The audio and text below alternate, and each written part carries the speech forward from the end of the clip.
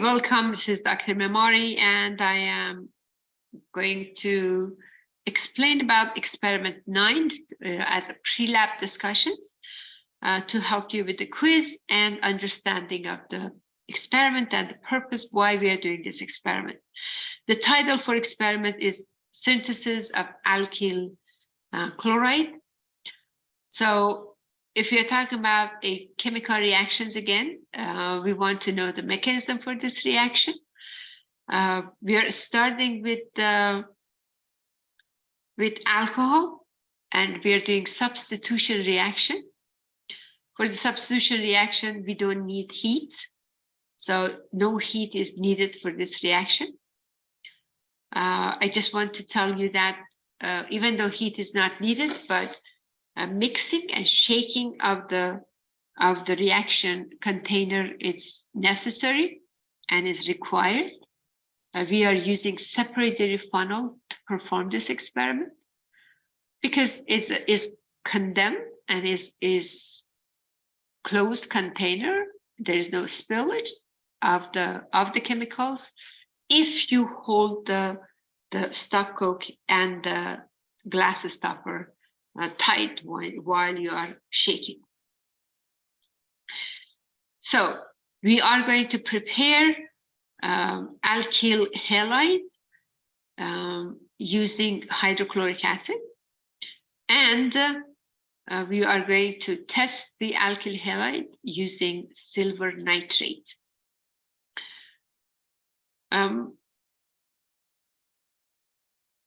For the nucleophilic substitution reaction to take place, the electrophile must be a leaving group.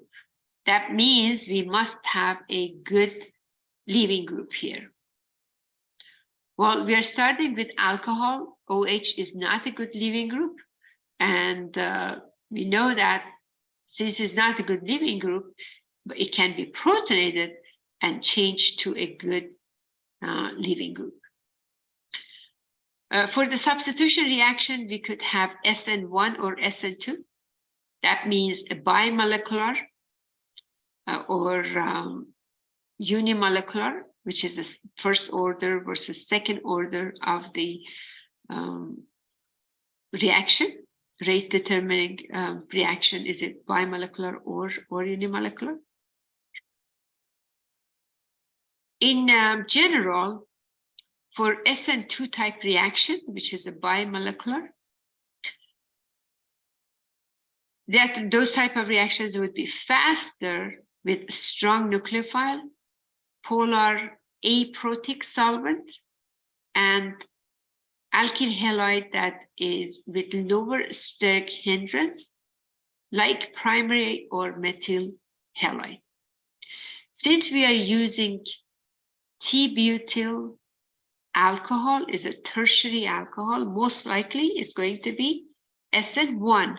It's going to be SN1 reaction. For SN1 reaction, the reaction would be faster with the highly substituted electrophile, means that tertiary alkyl halides is going to take fastest.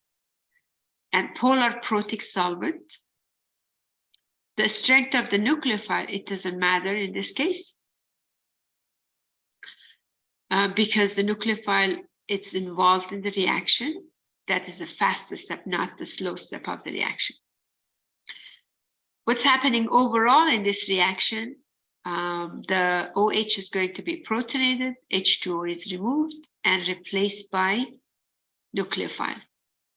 So it's a nucleophilic substitution reaction. For the alcohol, we have overall reaction, and we use the T-butyl alcohol, which is a tertiary alcohol, plus the HCl, that gives T-butyl chloride. And this reaction definitely is SN1 type reaction. In the first step of the reaction, the HCl is going to protonate the OH. The HCl serves two purposes. One is used as acid to protonate the OH. Second, it provides the nucleophile.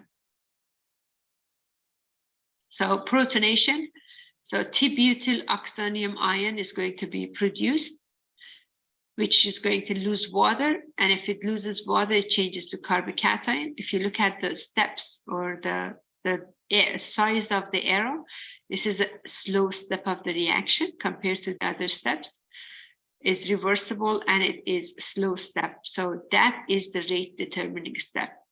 So where carbocation forms is going to be determining the rate of the reaction. The more stable carbocation is, the faster it's going to form.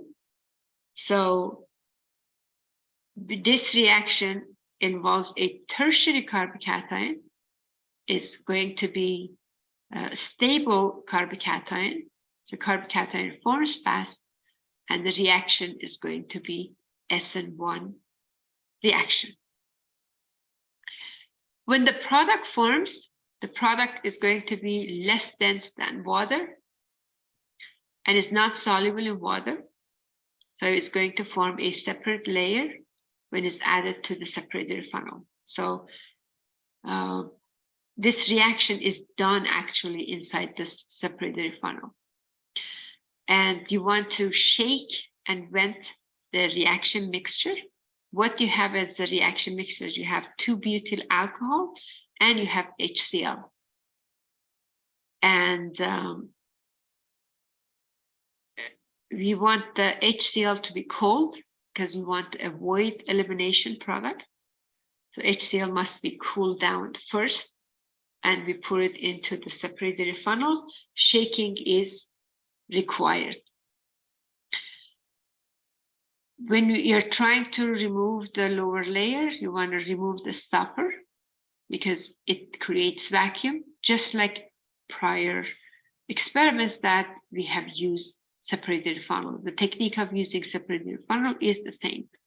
Shake it, vent it, release the pressure, take the glass stopper out, remove the layers. We are going to wash the product with water to remove water soluble. Wash the product with sodium carbonate. That's to remove any trace of acid that still is left. And we are going to continue or repeat the washing with water to remove any water soluble or any leftover of sodium carbonate. When you separate the organic layer, you can use a dropper or you can pour it from the top as long as no aqueous layer is mixed with it. You just add calcium chloride pellets. That is going to remove any excess of water or any trace of water left in the product. And after the product is dry, because at this point is not mixed with another solvent, now after it's dry, you can determine the mass and the refractive index. The mass is going to help us with the percent recovery. And the refractive index is going to help us with the purity of the sample. Since you have the name of the sample, you can adjust or make the corrections for the temperature and compare to the literature value for that product. Silver nitrate test also, it shows presence of the white precipitate, indicates presence of tertiary halide if the white precipitate forms in less than 1 minute. Thank you. This is the last experiment for the online course.